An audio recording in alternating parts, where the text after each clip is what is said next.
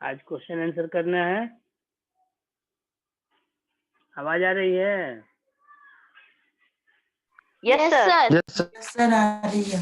तो चलो question answer हम लोग स्टार्ट करते हैं करना। स्क्रीन पे दिख रहा है? Yes sir.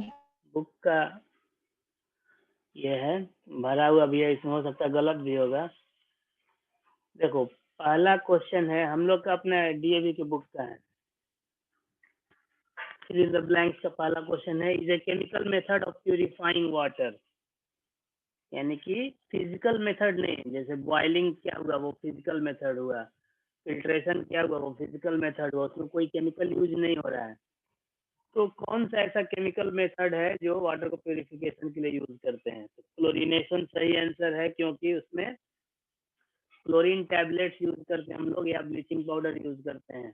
तो क्लोरीन को यूज करके हम लोग चुटकी वाटर को प्यूरिफाई कर रहे हैं, इसलिए chlorination is a chemical method of purifying water. सही है? सबका माइक ऑन रहना चाहिए, आवाज आनी चाहिए हमको।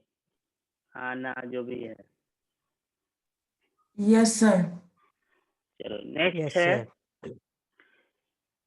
दो ब्लैंक है, constitute agricultural waste. Agricultural waste किन किन दो चीजों से बनता है? तो इसका भी जो आंसर है वो सही दिया हुआ है, फर्टिलाइजर्स एंड पेस्टिसाइड्स। फंगिसाइड्स भी लिख सकते हैं, फर्टिलाइजर तो होगा ही। तो फर्टिलाइजर्स, पेस्टिसाइड्स, फंगिसाइड्स, ये तीनों में से कोई दो लिख सकते हैं। ठीक है? Yes sir. नेक्स्ट क्वेश्चन है, the presence of domestic sewage, यानी घर से जो निकलता है जो गंदा पानी, in water promotes the growth of dash and dash which use up a lot of oxygen present in water. तो भी पढ़ाए थे वाटर पोल्यूशन में, जो यूट्रोफिकेशन बताए थे, उसमें एल्जाई और बैक्टीरिया सही आंसर है। ठीक है ना? ये दोनों ज्यादातर जो ऑक्सीजन है उसको यूज कर लेते हैं, इसके चलते वाटर में ऑक्सीजन की कमी हो जाती है, और इसी प्रोसेस को बोलते हैं यूट्रोफिकेशन। नेक्स्ट है, water safe for drinking is called portable water. याद रखना, पोर्टेबल, POTABLE, पोर्टेबल भी कोई कोई बच्चा लिख देता है, पोर्टेबल नहीं, पोर्टेबल वाटर होना चाहिए। ठीक है? सुनाई दे रहा है ना? Yes sir. नेक्स्ट क्वेश्चन है, one of the purposes of purification of water is to remove the, लिखा है फिल्ट्रेट इम्प्योरिटीज, गलत है, to remove the suspended impurities. ठीक है ना? क्या होगा इसमें? Suspended filtration.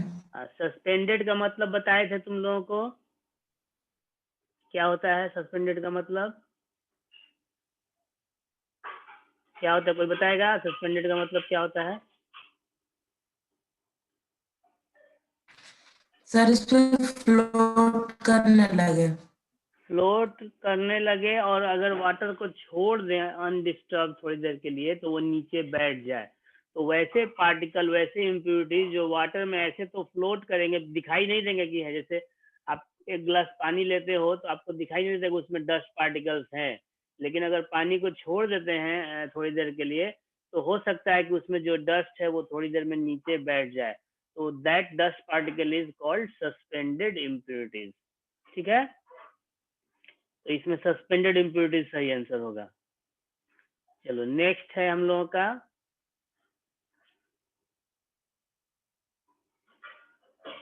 ट्रू फॉल्स, है ना? इसको सबको क्लियर करो पहले। True false, a bad test of water indicates the presence of pollutants in it. सही है गलत है? सही, ट्रू। ट्रू। ट्रू है। Sir true. We should always bath and wash clothes in rivers. False. False. क्यों नहीं करना चाहिए? इससे क्योंकि रिवर पॉल्यूशन पॉल्यूट होगा। होता है। उससे वाटर क्योंकि जो है वाटर रिवर का वो पोल्यूशन। पोल्यूट होगा। Portable water can cause water borne disease का मतलब पानी से होने वाली बीमारी, जैसे मलेरिया, डेंगू, हैजा, कॉलरा, इस तरह से। तो portable water can cause water borne diseases, सही है गलत? गलत। गलत है, फॉल्स है। पोर्टेबल वाटर से वाटर बोर्न डिजीज नहीं होंगी। नेक्स्ट है, we should always wash and clean our vehicles with tap water using a pipe. हम लोग अपनी गाड़ियों को टैप वाटर से पाइप यूज करके नहीं करना चाहिए, क्योंकि इससे हमारा जो कीमती पानी, जो प्योर वाटर है, वो बर्बाद होता है, इसलिए ये फॉल्स होगा। नेक्स्ट है, the waste water produced by the industrial units must be treated appropriately before it is discharge into rivers. यानी कि जो गंदा पानी निकलता है इंडस्ट्री से, उसको नदी में डालने से पहले, डिस्चार्ज करने से पहले अच्छे से ट्रीटमेंट, केमिकल ट्रीटमेंट हो जाना चाहिए। सही है गलत? ट्रू। सही है। ट्रू है, ठीक है, ऐसा ही होना चाहिए। चलो अब आगे बढ़ते हैं। अब आ गया MCQ, multiple choice question. Domestic sewage release into river causes, जो हम लोग की घरेलू जो वेस्ट वाटर है, वो जब नदियों में गिरता है तो उससे क्या होता है? Growth of algae, survival of aquatic life, increase in oxygen, killing of bacteria. तो एक्वेटिक लाइफ सर्वाइव नहीं करेगा, मर जाएगा, ऑक्सीजन डिक्रीज होगा, बैक्टीरिया मरेगा नहीं उससे और बैक्टीरिया जन्म लेगा, तो growth of algae is the correct answer. ठीक है, यानी जो टिक लगाया हुआ है वो सही है। चलो नेक्स्ट पेज में आते हैं। पहला क्वेश्चन है इसमें, water which is safe for drinking is called portable water, सही है। One of the methods that can help in destroying harmful germs in water, जो germs, माइक्रो ऑर्गेनिज्म जो होते हैं वाटर में, उनको खत्म करने के लिए, डिस्ट्रॉय करने के लिए इनमें से कौन सा मेथड सही है? तो फिल्ट्रेशन से नहीं मरेगा, फर्टिलाइजर ऐड करने से पानी और पोल्यूट होगा, नहीं मरेगा, लोडिंग जो है वो सेडिमेंट्स को जल्दी बैठाने के लिए होता है, तो सिर्फ क्लोरीनेशन ही एक ऐसा मेथड है जिसको यूज करके हम लोग जर्म्स को मार सकते हैं, इसलिए chlorination is the right answer. Next है, the suspended particles are made heavier by adding alum. Alum यानी कि पिछले बार बताए थे एलम के बारे में, फिटकिरी। फिटकिरी।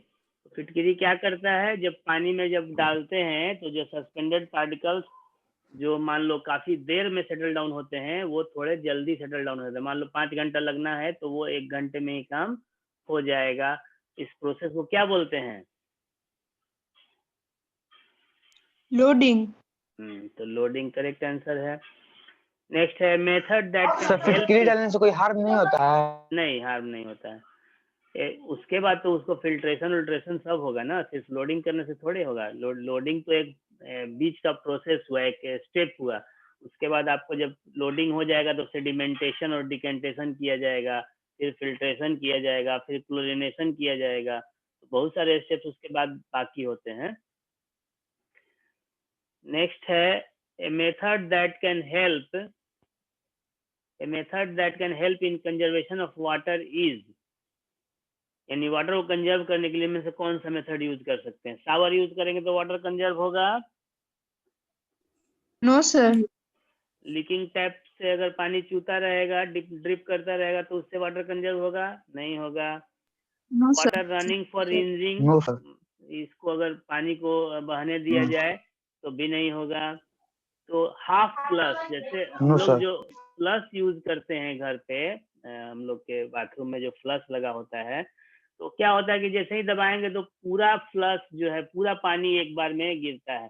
अगर हम लोग, जैसे आजकल बहुत सारे फ्लश आ रहे हैं, 2 स्टेप फ्लश होते हैं, उसमें हाफ फ्लश और फुल फ्लश का ऑप्शन होता है।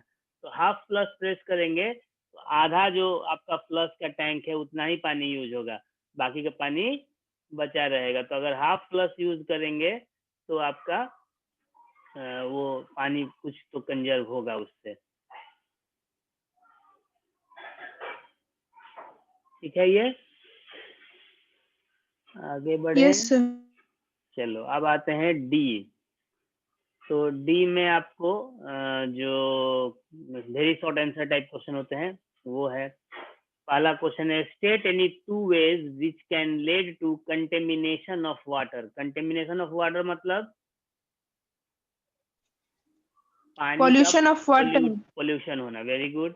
तो कैसे पोल्यूट होगा, कोई 2 मेथड बताइए। पहला बोलिए। by washing clothes in the river, by washing, washing एक एक करके, washing clothes in the river. चलो एक हो गया। दूसरा बोलो, दूसरा by तरीका। washing kettles in the rivers, by washing kettles in the river. चलो सब ये भी ठीक है, बाई वॉशिंग है खाली, तो एक ही में लिख देंगे, by washing clothes and kettles in the river. नहीं, एक ही हो गया। और कोई वॉशिंग के अलावा?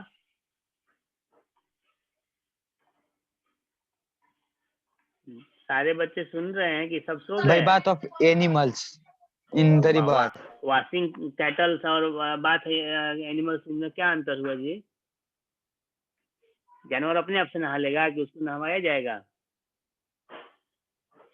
और कोई No, नहीं sir, है? खुद से डोमेस्टिक कैसे सीवेज है, by throwing waste in river, नहीं नहीं, बहुत सारा तरीका है। By by industrial waste। हाँ, बाय डिस्पोजिंग इंडस्ट्रियल वेस्ट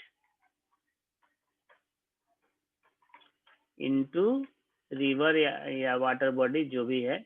हमारा रिवर है तो रिवर लिखते हैं, पॉन्ड है तो पॉन्ड हो सकता है ना। चलो, तो ये आंसर हो गया पहले क्वेश्चन का।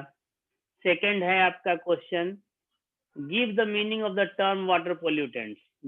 उसमें हम लोग का जो पीडीएफ देखे थे या जो आपके बुक में शुरू में दिया हुआ भी है कि the substance that pollute the water are called water pollutants, है ना? वही लिख देना है। Name 2 of the main diseases that can be caused by drinking contaminated water. अगर हम लोग दूषित पानी, गंदा पानी, पोल्यूटेड पानी पिएंगे तो उससे कौन सी बीमारी होगी? तो 2 बीमारी का नाम लिखना है, तो डायरिया और जॉन्डिस सही है, कॉलरा भी हो सकता है।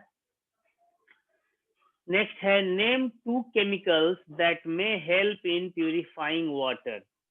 ऐसे 2 केमिकल का नाम बताना है जो वाटर को प्यूरिफाई करने में मदद करते हैं। तो एक तो क्लोरीन हो गया, दूसरा एलम हो गया। एलम के अलावा एक और हम लिख देते हैं यहाँ पे इसके बगल में, वो है आपका ब्लीचिंग, बेलाचिंग हो गया, ब्लीचिंग पाउडर। ब्लीचिंग पाउडर कोई जानता है क्या होता है? कभी देखा हो yes ब्लीचिंग नाम पाउडर? सुने हैं, नाम सुने, कभी देखे नहीं है? yes No, sir sir. देखे भी, व्हाइट कलर का पाउडर होता देखिए है। सर, व्हाइट हाँ। पाउडर होता है। Very good. किस काम आता है? पानी को प्यूरिफाई करने के अलावा और कोई काम?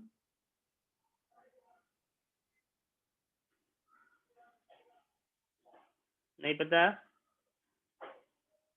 चलो हम बता दें। जैसे No, कभी sir. आप देखोगे कि छठ उठ पूजा के समय या ऐसे भी जब थोड़ा पोल्यूशन बढ़ जाता है तो नाले नदी के किनारे, नालियों के किनारे आपके मोहल्ले में, हर एक के मोहल्ले में जो नगर पालिका है, हमारा जो नगर निगम है, म्यूनिसिपल कॉरपोरेशन, वो उसका छिड़काव करवाता है। या जैसे कभी बाढ़ आ गया तो सरकार की तरफ से या अपने से भी लोग खरीद के ब्लीचिंग पाउडर को छिड़कते हैं। तो ब्लीचिंग पाउडर का मेन जो काम है वो है जर्म्स को मारना। ब्लीचिंग पाउडर का फॉर्मूला किसी को पता है? 7th क्लास में पढ़े हुए होंगे।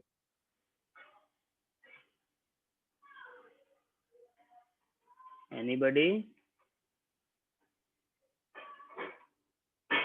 अजी बोलो हाँ ना, हम बताएंगे।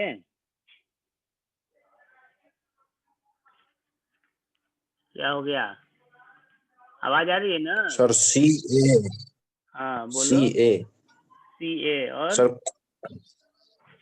Sir CLO sir in bracket CLO। चलो हम बता देते हैं क्या लिखा हुआ है, स्क्रीन पढ़ो तो। CaOCl2 CaOCl2 इसको बोलते हैं। ये ब्लीचिंग पाउडर जो हुआ इसका कॉमन नेम हुआ। जब भी हम लोग किसी केमिकल की बात करते हैं तो उसके दो नाम होते हैं, कॉमन नेम जिससे कि लोग कॉमनली उसको जानते हैं। मान लो जो केमिस्ट्री नहीं पढ़ता उसको क्या मतलब है कि उसमें कैल्शियम है कि हाइड्रोजन है कि ऑक्सीजन है, तो वो कॉमन नेम से जानता है। और एक होता है केमिकल नेम, तो इसका केमिकल नेम है कैल्शियम ऑक्सी क्लोराइड।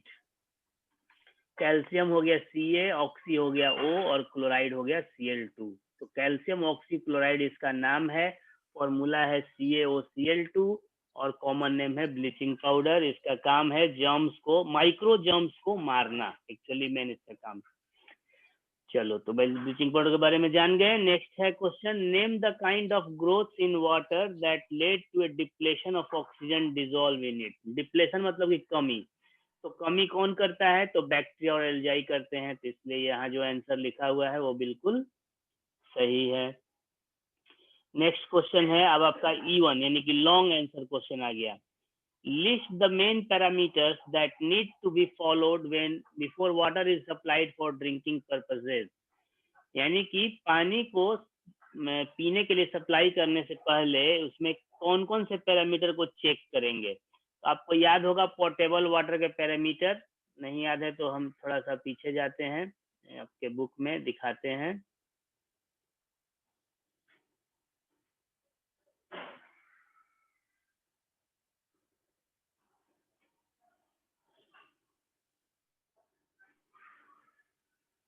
ये दिख रहा है 360 पेज नंबर पे, आपके पास बुक होगा तो उसमें भी देख सकते हो।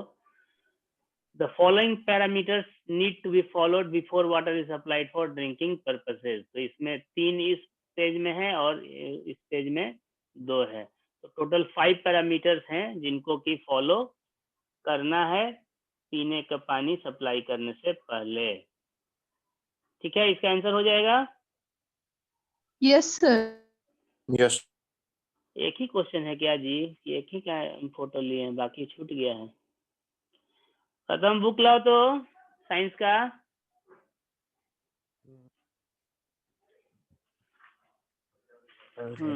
और है क्वेश्चन, 3 क्वेश्चन और है। तुम लोग के पास बुक नहीं होगा तो बोल रहे हैं देखोगे, अब तो इसका फोटो नहीं ले पाए हैं, छूट गया लग रहा है। सेकंड क्वेश्चन है right in brief. Right in brief का मतलब क्या हुआ, संक्षेप में लिखें, शॉर्ट में। 1 physical and 1 chemical method that can be used for water purification. Answer तुम ही लोग बताओ, एक फिजिकल मेथड बताओ जिससे वाटर प्यूरिफाई होगा।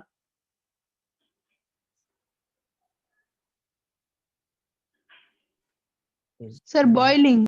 Very good. फिल्ट्रेशन। हाँ, तो बॉइलिंग में क्या करते हैं, water is boiled to kill the germs available in it. Next है 1 केमिकल मेथड। केमिकल मेथड बताइए। Sir, Chlorination. chlorination. क्लोरीनेशन, तो इसमें लिखेंगे in this method chlorine tablets are used in the water to kill the germs present, micro germs present in it. क्या लिखेंगे, in this method chlorine tablets are used to kill the microorganisms present in it। Clear? Any confusion? Yes, sir. Yes, sir. क्या ये sir confusion है? No, sir. No, sir, clear है. Okay. Next है state the measures that, measures मतलब उपाय हुआ यहाँ पे। State the measures that must be taken to check water pollution by sewage। Sewage यानी कि जो नालियों में पानी बह रहा है उससे जो वाटर पोल्यूशन है उसको रोकने के लिए, चेक मतलब कम करने के लिए कौन कौन से उपाय किए जाएंगे। तो अगर आपके पास बुक है हाथ में, हम बोलते हैं हमेशा बुक लेके बैठिए, तो आपको पेज नंबर 362 में यहाँ दिखा भी देते हैं, आसानी होगी थोड़ी। हाँ, ये चला गया। ये 3 पॉइंट दिख रहा है ना, sewage must be churn by machines, है ना। तो इसमें पूरा Yes, नहीं sir. लिख करके sewage must be churn by machines तक भी लिख सकते हैं। ठीक है। Treatment of water with alum also help in its purification and water must be sterilised by chlorination to kill the microbes. ठीक है। और लास्ट में लिखेंगे जो क्वेश्चन है वही कि by using these measures we can check water pollution by sewage, या ऊपर भी लिख सकते हैं जैसे है ना, state the measures that must be taken to check water pollution by sewage, तो स्टेट हटा दो, the measures that must be taken to check water pollution by sewage are following, question लिख के आर फॉलोइंग लिख देंगे और point wise answer, तो हमेशा बोले हैं कि आंसर जो लिखना है वो पॉइंट वाइज लिखोगे तो अच्छा मार्क्स मिलेगा। चलो लास्ट क्वेश्चन है, suggest some simple steps that can be taken to help in conserving water, water को कंजर्व करने के लिए यानी कि भविष्य के लिए उसको बचाने के लिए कौन कौन से हम लोग उपाय कर सकते हैं, तो वो भी आपको बुक में पेज नंबर 363 में दिया हुआ है, यहाँ पे आपको दिख रहा है, हेडिंग है कंजर्वेशन ऑफ वाटर, है ना, और इसमें आपको 5 पॉइंट्स दिए हुए हैं, इन 5 पॉइंट्स में से लिख देंगे, या इसके अलावा अगर आपको कोई और पॉइंट आता है वो भी लिख सकते हैं, जैसे इसमें plant more and more trees नहीं दिया हुआ है, उसको भी लिख सकते हैं हम लोग, है ना। Yes sir. रिकॉर्डिंग ऑन किए थे जी? हाँ किए थे, वीडियो ऑन शुरू से आज नहीं किए थे, भूल गए थे। चलो तो ये लेसन का क्वेश्चन आंसर हो गया, और किसी को कुछ पूछना है इस लेसन में?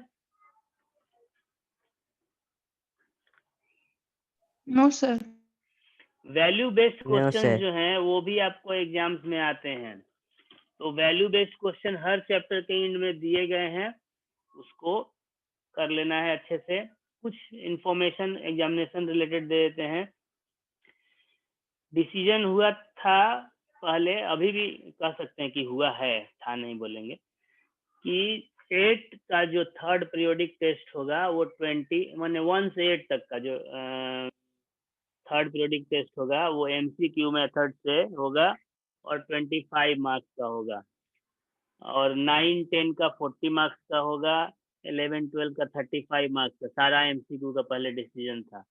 लेकिन डायरेक्टर ऑफिस जो हम लोग का बक्सर में है, वहां से इंस्ट्रक्शन आया है, जैसा प्रिंसिपल सर बताए थे हमको, कि 8, 10 और 12 जो बोर्ड क्लासेज हैं, 8 में भी बोर्ड होता है, 10 और 12 में भी बोर्ड होता है, 8 में अपना DAV का एजुकेशन बोर्ड है और 10-12 में CBSE बोर्ड है, तो 8, 10 और 12 का जो थर्ड पीरियोडिक टेस्ट है वो फुल मार्क्स का होगा, यानी कि 80 मार्क्स का होगा, 12 का 70 मार्क्स का किसी सब्जेक्ट होता है, किसी का 80 का होता है, और वो आपको जैसे मिड टर्म एग्जाम हुआ था 8 में, कॉपी लिख करके जमा करने का और PDF भेजने का, उसी मेथड से होगा अभी तक की जो सूचना है।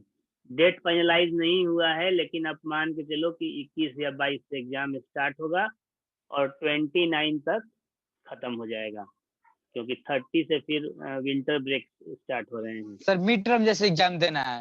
हाँ, अभी तक की जो सूचना है उसके हिसाब से, हो सकता है कि कल को कुछ और चेंज हो जाए, क्योंकि रोज कुछ ना कुछ। सर मिड टर्म जैसे एग्जाम देना है? हाँ भाई, बोले तो सुनाई नहीं दिया।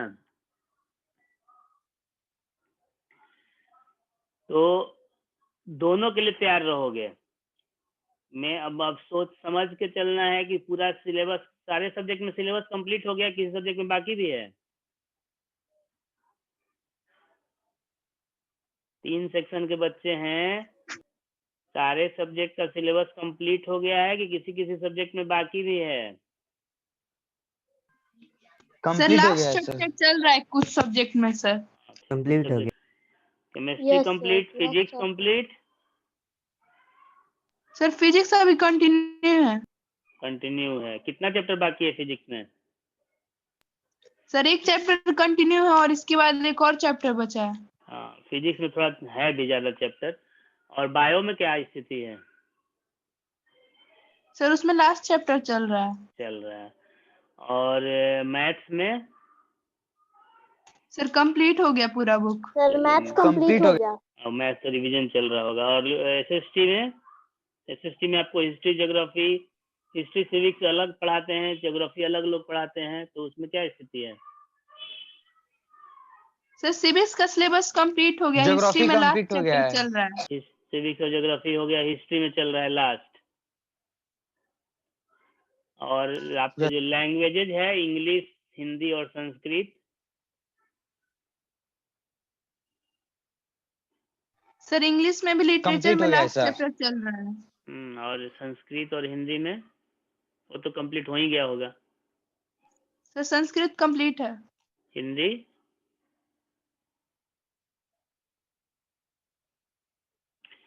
चलो, ओवरऑल जो भी कंप्लीट नहीं है आप अपने टीचर से कांटेक्ट करो, बोल्डली बात करो उनसे कि आप एक्स्ट्रा क्लास लेकर के भी जल्दी से जल्दी कंप्लीट कराइए, क्योंकि हम लोग को रिवीजन करना है।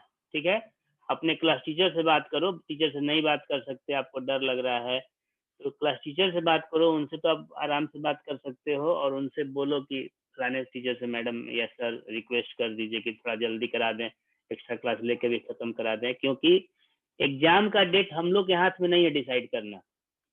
एग्जाम का डेट आपको डायरेक्टर ऑफिस से डिसाइड होगा। सिलेबस भी वहीं से डिसाइड होता है। आप लोग देखे हो मिड टर्म में पूरा का पूरा सिलेबस दे दिया गया, क्वेश्चन हम लोग बाद में यहाँ से चेंज किए, लेकिन कुछ बच्चे पुराना जो वहां से क्वेश्चन आया था वही लिख चुके थे, तो हम लोग को उसको चेक करने में प्रॉब्लम हुआ। तो वो सब जो हम लोग के हाथ में नहीं है उसको हम लोग नहीं कर सकते। इसलिए हम लोग के हाथ में तो है कि अभी टाइम है, आज 9 तारीख है और 10 दिन कम से कम है हम लोगों के पास सिलेबस कंप्लीट करने के लिए। तो हो सकता है कि टीचर आराम से चल रहे हैं, उनको नॉलेज ना हो कि जल्द कंप्लीट हो ही जाएगा। उनको रिक्वेस्ट करो या करवाओ, अपने पेरेंट्स से करवाओ, क्लास टीचर से करवाओ, जैसे भी हो, और कंप्लीट करो लोग जितना हो सके। और कल हम लोग का क्लास है, तो कल आप लोगों का काम है कि टोटल 6 चैप्टर, जितना 6 चैप्टर ही है ना, एक तो हट गया सिंथेटिक फाइबर एंड प्लास्टिक, तो जो भी चैप्टर हम लोग पढ़े हैं उन सब का जो जो प्रॉब्लम है सब बच्चे अपना अपना अलग अलग नोट करके और लेके आएंगे। कल हम लोग ये जो डाउट क्लियर क्लासेस होते हैं वही करेंगे। जिसका जो प्रॉब्लम है वो लेके आएगा और वो करेगा। और पहले बुक से रिलेटेड प्रॉब्लम होगा, उसके बाद एक्स्ट्रा आपको जितना पूछना होगा वो बुक का जो प्रॉब्लम है उसको खत्म करने के बाद। नहीं तो मान लो आप लेके कुछ एडवांस क्वेश्चन आ गए, अब हम उसी में डील करते रहेंगे तो बाकी बच्चों का क्वेश्चन रह जाएगा बुक से जो रिलेटेड है। तो पहले बुक रिलेटेड प्रॉब्लम कर लो, उसका जो एडवांस जानना है वो पूछते रहो, जितना आएगा जरूर बताएंगे। आज और किसी को कुछ कहना है, पूछना है? No sir. तो आज के क्लास खत्म करते हैं। No sir. चलो फिर कल मिलेंगे हम लोग 6 बजे शाम में।